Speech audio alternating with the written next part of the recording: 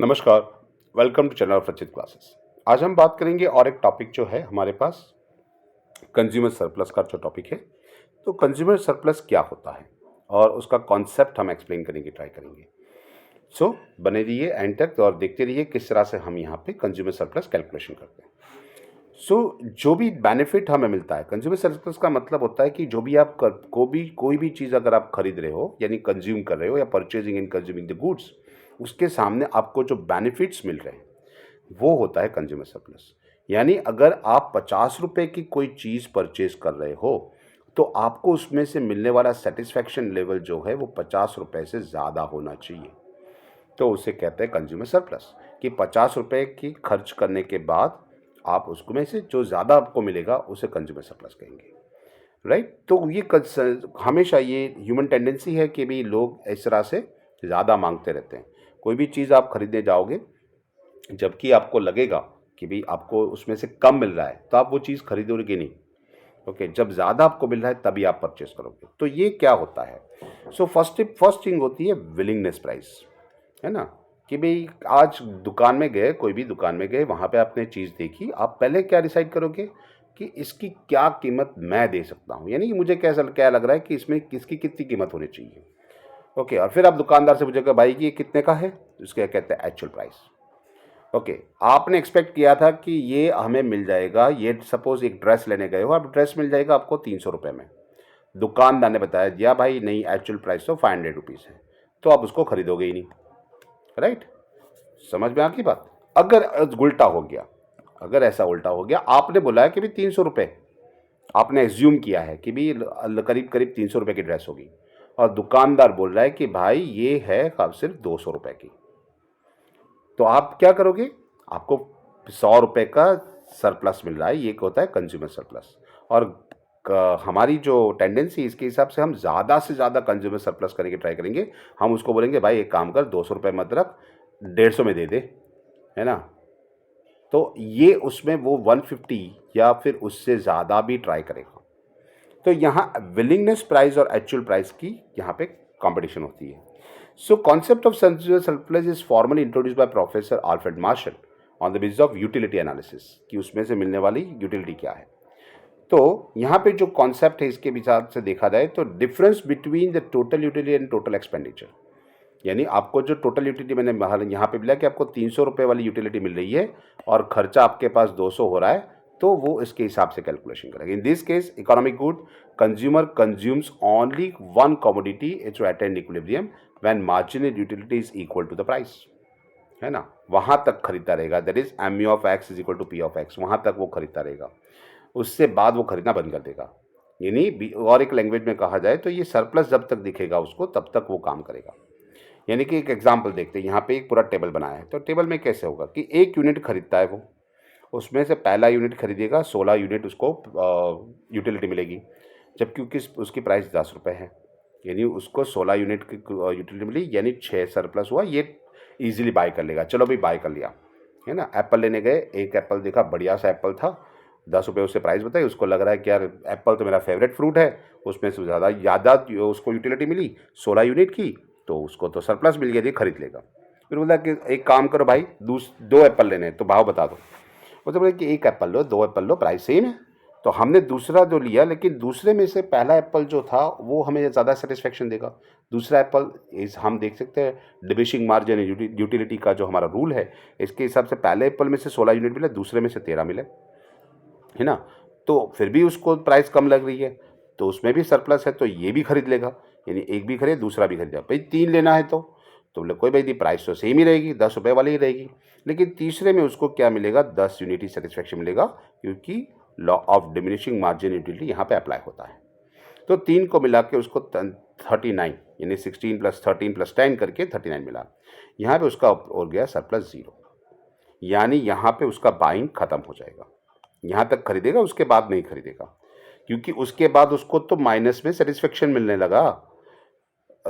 जो चीज़ में आपको मिल रहा है 8 यूनिट और आप उसके 10 रुपये दे दोगे, पॉसिबल ही नहीं है ना। नॉर्मल कंज्यूमर नहीं देगा, तो ये 4 यूनिट या 5 यूनिट या 6 यूनिट पॉसिबल नहीं है, ये कंज्यूमर सरप्लस के बाहर है। तो ऊपर जो है वो कंज्यूमर सरप्लस है। यही चीज़ यहाँ पे आप देखो, ये प्राइस ऑफ एक्स दे रखा है, है ना। Okay, quantity of Q of x, quantity और प्राइस। जैसे जैसे हमारी मार्जिन यूटिलिटी कम होती जाएगी, हमारी ये प्राइस ऑफ है जो कि हमें 10 रुपये बता रखी है, राइट। ये क्वांटिटी ऑफ एक्स यानी 1 यूनिट खरीदा, 2 यूनिट खरीदा, 3 यूनिट खरीदे, 4 यूनिट खरीदेंगे, और यहाँ पे प्राइस दे रखी है। और ये यूटिलिटी देखो, जैसे जैसे उसकी यूटिलिटी कम होती गई, ये देखो यूटिलिटी कम होती गई, 16, 13, 10 तो कम होती गई, एक लेवल पे जाके वो प्राइस से मैच कर गई, है ना। एक लेवल पे जाके वो क्या हो गया, वो प्राइस से मैच कर दिया। तो जब वो जाके प्राइस पे मैच कर देगा तो क्या करेंगे, और एक कलर लेते हैं, ब्लू कलर वाला कलर देते हैं, चलो ब्लू वाला कलर। तो जहाँ पे ये दोनों मैच कर गए, है ना, ये दोनों जहाँ पे प्राइस और ये यूटिलिटी जहाँ पे एक दूसरे को मैच कर गए, इसे इक्विलिब्रियम पॉइंट कहते हैं। सो वहाँ पे वो अपना बाइंग ख़त्म कर लेगा, इससे कि नीचे का जो पोर्शन है वो वहाँ पे कोई बाइंग करेगा ही नहीं, राइट। तो ये होता है, यहाँ पे उसका ये एरिया जो मिल गया, ये एरिया हो गया, इट्स कॉल्ड कंज्यूमर सरप्लस। यहाँ पे उसका फ़ायदा हो रहा है तो ये सरप्लस उसको मिल रहा है तो वो काम करेगा, उससे बाद वो काम नहीं करेगा। अच्छा, इन द गिवन एग्जाम्पल बता दिया कि 3rd unit of x goods, जहाँ पे MU become equal to price, so surplus become maximum, so consumer attend equilibrium. यहाँ पे उसको इक्विलिब्रियम मिल जाएगा, आके वो काम नहीं करेगा। ये बात हो गई कंज्यूमर इक्विलिब्रियम की। यहाँ पे लिखा हुआ है कि डायग्राम में it's clear that, so point E जो है, और जहाँ पे MU of X equal to P X of हो रहा है, तो वहाँ पे reflect that all the net benefit enjoyed by the buyers, वहाँ पे उसको अच्छे से अच्छा बेनिफिट मिल रहा है, ये बेस्ट डील हो गई उसके लिए, तो इससे आगे वो काम नहीं करेगा। अच्छा, क्यों ज़रूरी है, what are the importance and usefulness of the consumer surplus. पहला जो होता है, useful for the government in imposing taxes. Government tax लगाती है ना। तो गवर्नमेंट क्या करेगी, गवर्नमेंट जब भी टैक्स लगाएगी तो देखेगी भाई लोगों को मिलने वाला सेटिस्फेक्शन लेवल कितना है, ओके, वो इक्वल हो जाएगा। That is MU of x की बात करें, उसमें मार्जिन यूटिलिटी और प्राइस यानी जो टैक्सेस की बात करते हैं, जब तक वो इक्वल होगा तब तक वो टैक्सेस भरेंगे, वरना तो आवाज़ उठा देंगे, गवर्नमेंट गिरा देंगे, है ना। तो surplus is useful for government for imposing taxes of the various commodities. किसकी चीज़ के ऊपर कितना टैक्स लेना है वो गवर्नमेंट डिसाइड इसके ऊपर कर सकती है। बिजनेसमैन के लिए सही है, कैसे, तो he can raise the price than the commodity no which consumer surplus is higher.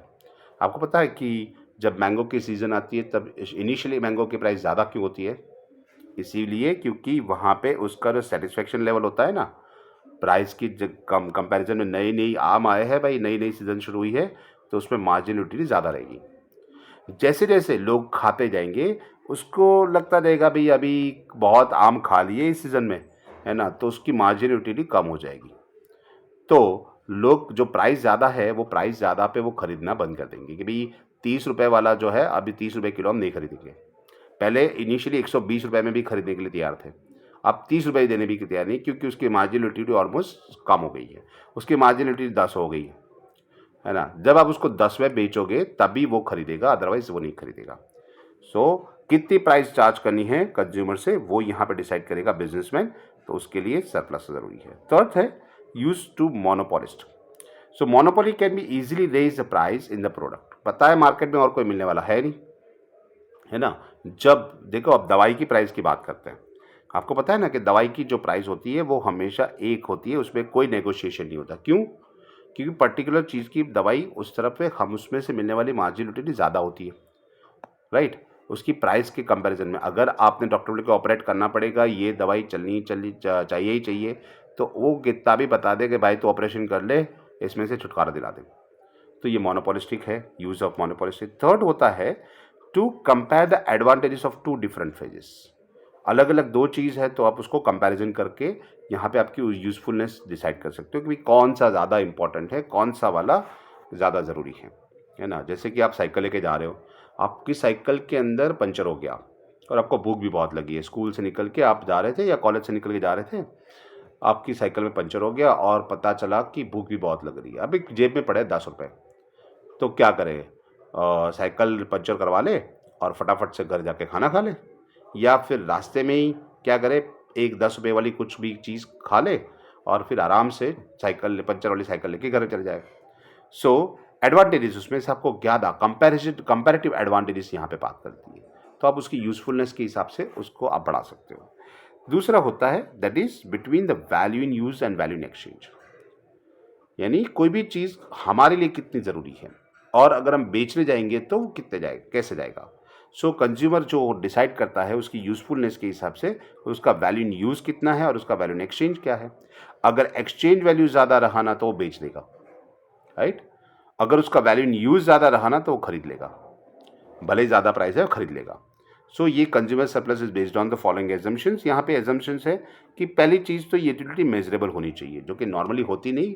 Okay, utility कैसी चीज़ है कि आप मेज़र करोगे लेकिन इट्स अ सब्जेक्टिव। सब्जेक्टिव का मतलब हो जाता है कि आपको कोई चीज़ अच्छी लगती है तो उसमें आपको ज़्यादा सेटिस्फेक्शन मिलेगा और यूटिलिटी ज़्यादा लगेगी, दूसरे को कम अच्छा लगता है तो उसमें कम मिलेगा, राइट। फिर लेकिन वो उसको मेज़र कर सकते हैं। इट्स अ कंपैरेटिवली मेजरेबल, है ना। पहले वाले से ये अच्छा था, इससे वो अच्छा है, ये कह सकते हैं। सो एग्जैक्टली फिगर में नहीं बता सकते। सेकंड, हम एज्यूम करते हैं कि उसको पैसों में माप लिया जाता है और सॉरी मनी वैल्यू उसकी कांस्टेंट होगी, नहीं उसके पास इनकम सेम होनी चाहिए। अगर इनकम बढ़ गई ना तो दोनों चीज़ खरीद लेगा वो, यहाँ पे लॉ काम नहीं करता। दूसरी चीज़ है each commodity is an independent commodity, यानी किसी रिलेटेड नहीं होनी चाहिए, जैसे कि चाय और बिस्कुट, है ना, तो ऐसे रिलेटेड नहीं होना चाहिए वो। और it's the commodity has no substitutes, आपको वही लेना पड़ेगा, उसका ऑप्शन नहीं है। Okay, other things like the income, fashion, taste, ये रिमेन्स कांस्टेंट होना चाहिए, तभी ये लॉ अच्छे से काम कर पाएगा। ये हो गया आपका कंज्यूमर सरप्लस की जो किस तरह से कंज्यूमर सरप्लस ये काम करता है। तो आशा है आपको समझ में आ गया होगा कंज्यूमर सरप्लस किस तरह से काम करता है, इसका क्या एडवांटेजेस है। ओके, मिलते हैं नेक्स्ट लेक्चर में। Have a good day.